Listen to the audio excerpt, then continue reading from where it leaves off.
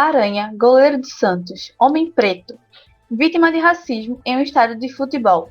O goleiro Aranha, que defendia o Santos nesta quinta-feira.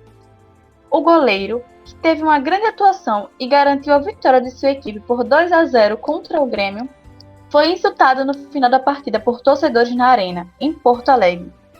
Câmeras do canal ESPN Brasil flagraram uma torcedora claramente chamando a Aranha de macaco e o resto do grupo fazendo sons que lembravam o animal.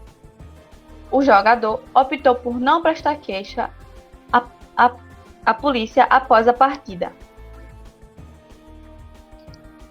João Pedro, 14 anos, morto no Rio de Janeiro por uma ação policial em São Gonçalo, Rio de Janeiro. Se torna mais um rapaz negro vítima da violência policial no Rio de Janeiro. João Pedro, 14 anos. Um jovem negro de 14 anos assassinado durante uma operação policial no Complexo do Salgueiro, em São Gonçalo, Rio de Janeiro. Tomou um tiro pelas costas. Segundo o laudo cadavérico da Polícia Civil do Rio de Janeiro, um tiro de fuzil calibre 5.56, o mesmo utilizado pela PM durante a operação. Perfurou o corpo do adolescente, que é mais uma vítima da violência policial do Rio de Janeiro. Testemunhas que viram a situação da casa em que João Pedro foi morto contaram mais de 70 tiros na residência. A polícia militar, em versão preliminar, afirmou que o jovem estava em linha cruzada do conflito e teria morrido após traficantes abrirem fogo e jogarem granadas contra os policiais. Já os jovens que estavam juntos de João Pedro, brincando, acusaram a polícia de ter entrado na casa do adolescente, jogado bombas de gás lacrimogêneo e atirando, mesmo depois de terem ouvido gritos das crianças afirmando que haviam crianças na linha de tiro. Os fardados continuaram a abrir fogo. João Pedro ficou caído no meio da sala. Entregador de iFood, Matheus Pires, é agredido verbalmente e humilhado de forma racista por um homem branco, morador de condomínio em São Paulo. Entregador do iFood, Matheus só queria fazer seu trabalho como entregador, até que seu agressor se dirigiu a ele. Seu lixo, você tem inveja dessas famílias aqui. Matheus rebateu. Eu também posso ter a mesma coisa que o senhor. Agressor, você tem inveja disso aqui. Mostra a pele dele. Você nunca vai ter. Você trabalha de motoboy, filho. Matheus, e daí? Agressor rebate. Você trabalha de motoboy. Você é semi-analfabeto, moleque. Ele começou a me xingar de preto, mexendo no braço, tipo, falar, ó, a minha cor é diferente da sua. O objetivo dele era me menosprezar, dizer que eu era menor que ele, relata o motoboy Matheus Pires Barbosa. Matheus foi fazer uma entrega na casa de Matheus Almeida Prado, no condomínio de Valinhos, no interior de São Paulo. Por conta da pandemia, o entregador tentou deixar a encomenda na portaria, e aí começou a confusão. Essa é a segunda casa, não tinha motivo, eu não quis subir. Foi o que comentei com ele, que ele não era bem falado. Fiz esse comentário em tom de brincadeira, para tentar quebrar o gelo, porque vi que ele estava estressado. Não é de hoje que a luta contra o racismo no mundo se torna cada vez mais forte e necessária. Trazendo esse pensamento voltado para o Brasil, sabemos que é um país racista e que a luta não é fácil. No Brasil, atualmente das denúncias, 30% dos casos era de racismo. Porém, desde 2016, dados comprovam que esses números cresceram em até 64%. Atualmente, vemos os casos se manifestando mais evidentemente e até de forma mais bruta. Agora imagine essa luta para uma mulher negra e pobre. Pensou no combo que isso nos traz? Pois é, amiguinhos. Exatamente nesse cenário que iremos compartilhar com vocês a biografia e conversar um pouco sobre a influência e empoderamento que representa a Ruth Guimarães. Meu nome é Andresa Pereira. Meu nome é Yasmin Nascimento. Meu nome é Vabs Miguel. Olá, meu nome é David Yuri. E nós somos estudantes de Mecânica 3 do IFPE Campus Recife. Estamos aqui para compartilhar com vocês um pouco sobre a história de Ruth Guimarães. Ruth Guimarães, primeira mulher negra poetista brasileira reconhecida por suas obras. Mas deixa a gente se perguntar, você conhece esse nome? Essa mulher, ou a história dela? Ou até mesmo alguma obra dela? Ruth Botelho Guimarães nasceu em Cachoeira Paulista, em São Paulo, em 13 de junho de 1920. Além de poeta, romancista, contista, cronista, jornalista e teatróloga, notabilizou-se como tradutora e pesquisadora da literatura oral no Brasil. Além disso, ensinou língua portuguesa por mais de 30 anos em escolas de rede pública de São Paulo. Ruth, desde pequena, se mostrou uma pessoa dedicada e com gosto pela área que logo virá a fazer sucesso. Aos 10 anos de idade, já publicava seus primeiros versos nos jornais A Região e a Notícia, ambos de circulação local. Aos 18 anos, mudou-se para a capital paulista, a fim de prosseguir seus estudos na USP, onde concluiu o curso de Filosofia e mais tarde de Letras Clássicas. Cursou também Folclore e Estética. Como jornalista, colaborou na imprensa paulista e carioca, mantendo também por vários anos uma seção permanente de literatura nas páginas da Revista do Globo de Porto Alegre, em que resenhava livros, mantinha um concurso de contos e onde publicou seus primeiros textos literários e traduções.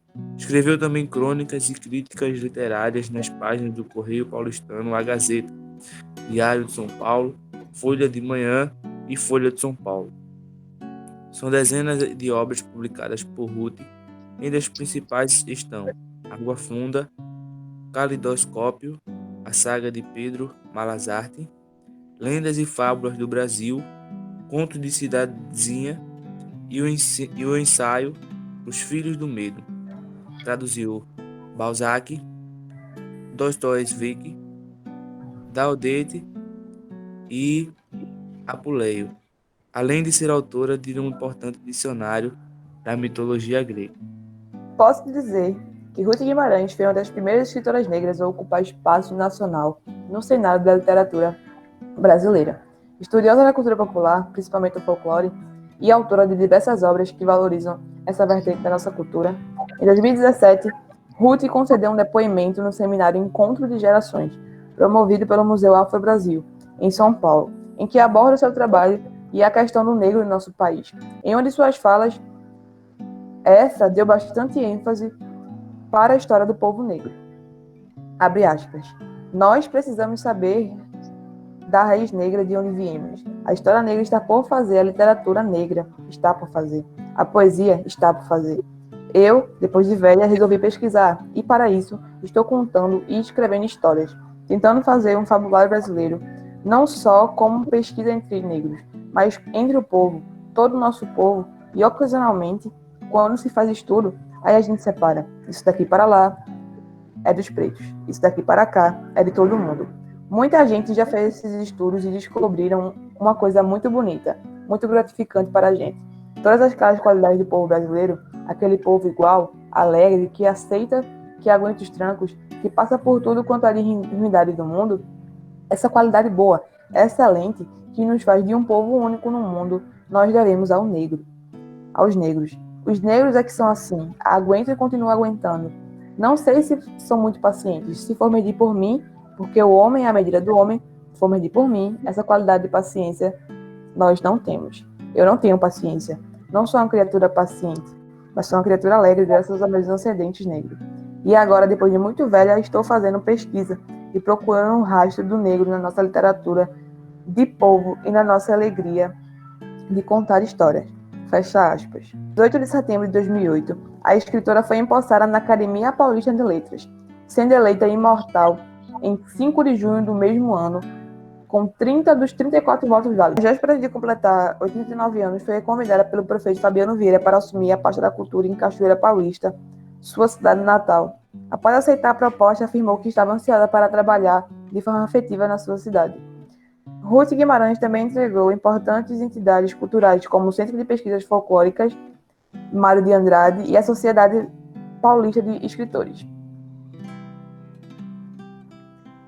Já em condições precárias em relação à sua saúde, faleceu aos 93 anos em 21 de maio de 2014, deixando uma inspiração tamanha e um legado inesquecível. Dando continuidade ao processo de apresentação do trabalho, foi pedido que a gente fizesse um formulário como se estivesse entrevistando comunidades quilombolas. E a gente fez aqui um questionário com 5 perguntinhas básicas para saber o que eles realmente achavam sobre determinados assuntos, e principalmente esse, né, que é tão falado na nossa comunidade, que é o racismo. E aí a gente pediu o endereço de e-mail e perguntou: você acha que atualmente o racismo existe? Qual é a importância da representação? O Brasil é um país com pouca representatividade negra? Como é que você se sente ao ver pessoas representando os negros como referência de diversas áreas do mercado atualmente? Essas foram perguntas que a gente achou interessante perguntar, né? Caso a gente fosse entrevistar alguma comunidade quilombola, para a gente ter uma ideia, uma noção do que eles achavam sobre esse assunto. Agora eu passo a palavra para David, para que ele possa falar sobre o filme que a gente assistiu. O filme escolhido foi o Kirikou, e ele vai falar aí sobre esse filme. O filme começa mostrando a realidade de uma aldeia que sofria com as maldades de uma feiticeira chamada Carabá. Nessa aldeia, uma mãe estava grávida a ponto de dar luz. O menino nasce e seu nome é colocado como Kirikou.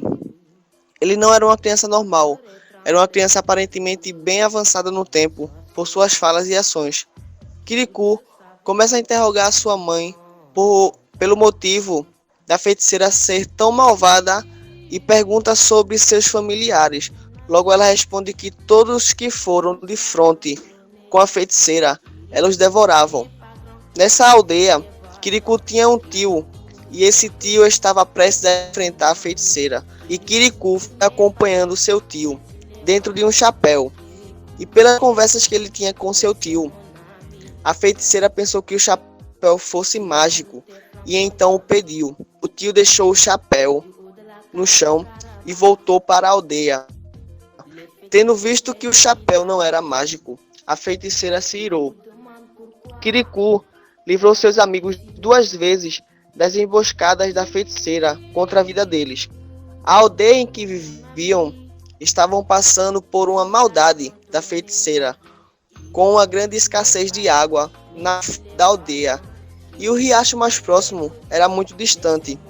Kirikou, por ser uma criança pequena, a fim de desvendar o mistério da falta de água, entra na fonte a fim de resolver o problema, e descobre que um grande animal sugava toda a água que iria para a fonte. Logo, com toda a sua inteligência, Kirikou matou o animal e toda a água voltou a jorrar na fonte, embora viesse a morrer. A rainha, por sua vez, ao saber que havia água novamente na aldeia, se irou. Kirikou volta a interrogar sua mãe sobre a maldade de Carabá contra seu povo. Então sua mãe o disse que quem saberia todas as perguntas que ele fazia era só o sábio, que era seu avô, que estava por trás da montanha. E antes dessa montanha havia o palácio de Carabá. Kirikou então começa uma grande jornada para chegar ao encontro de seu avô. O primeiro grande desafio foi desviar a atenção do sentinela, que ficava no topo do palácio da feiticeira, e que sua visão alcançava extremamente distâncias longas. Então, por uma tão grande ideia de sua mãe, Kirikou traçou o trajeto pelo subsolo, não sendo visto pelo sentinela. Ao chegar ao seu avô, o seu avô revela os segredos e tira suas dúvidas. Foi revelado a ele que Carabá não devorava os homens, e existia um espinho em suas costas, o qual dava poder e ao mesmo tempo dores profundas.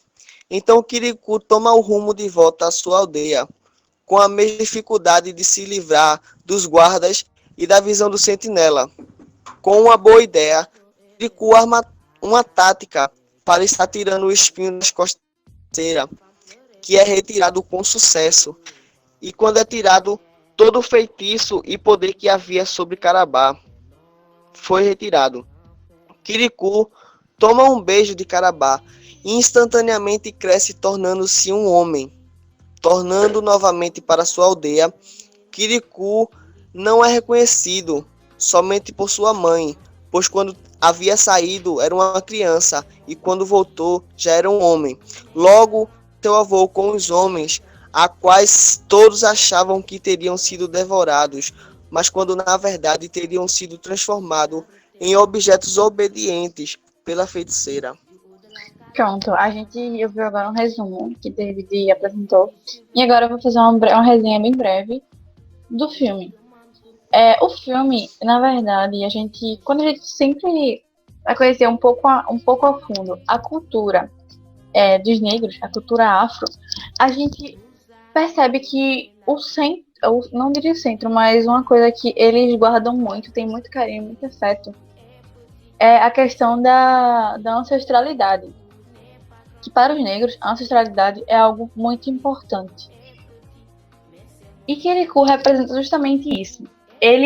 Kirikou, ele é um menino que é pequeno, ele nasce diferente de todas as outras crianças.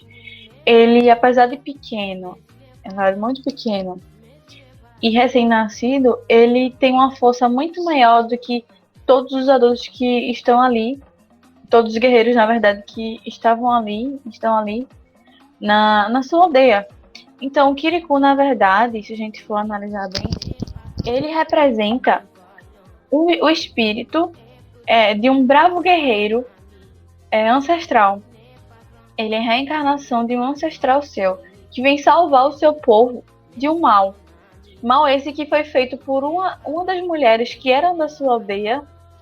Ela foi agredida e carregou um mal consigo, né, que é representado pelo espinho que fica nas suas costas. E Kirikou, ele vem também para salvar ela desse mal, até que ele liberta ela e mostra a ela o bem, o amor que vem de todo o seu povo, que apesar de tudo que ela tinha feito, o povo dela ainda amava ela.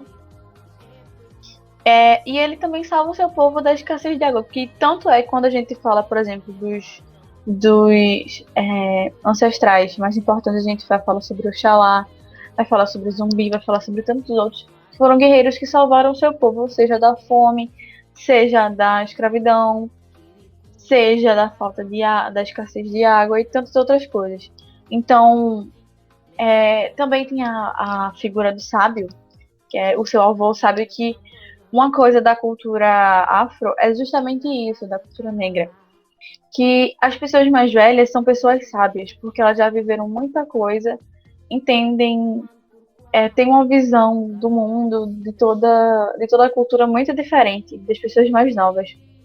Então, o avô dele, um homem velho, sábio, que conta para ele todas as histórias e aí ele consegue entender realmente qual o papel de Kirikou ali, o que é que ele está fazendo ali. E Kirikou, ele é um menino que, ele tão pequeno, ele já salva o seu povo, e é justamente o que o sábio fala para ele. Não é o seu tamanho que vai dizer a sua força, você é forte e corajoso, apesar de pequeno. E aí, quando ele liberta seu povo, liberta também Carabá, a feiticeira de todo aquele mal, a partir do momento em que ele beija Carabá, até ela também, que dizia que ele era muito pequeno, que ele era uma criança, que ela não poderia se casar com ele por isso, quando ela beija ele, ele vira um homem. Ele como se diz? Ele meio que aparece o forte e bravo guerreiro que ele tanto queria ser. Porém, a coragem dele não diminuiu, porque ele foi forte e coragem quando era pequeno. Desde pequeno já era forte e corajoso. E quando ele cresceu, isso só deu um ar de, tipo, a força estética dele, entendeu? Mas mesmo assim, ele ainda não perdeu a sua coragem, força e o seu afeto, que é o que o sentimento que na cultura afro é mais, como é que se chama? Como é que posso dizer? É mais abraçado, sabe? É o afeto. Então é isso. Por cima, a resenha é que, na verdade, que Kirikou, ele é um espírito ancestral, um guerreiro ancestral, que vem salvar o seu Sim. povo. Vale lembrar que estamos aqui para prestar homenagem nesse dia da consciência negra, mas não é só nesse dia que deve se conscientizar sobre esse tema, mas sim diariamente. Racismo existe e mata. Obrigada.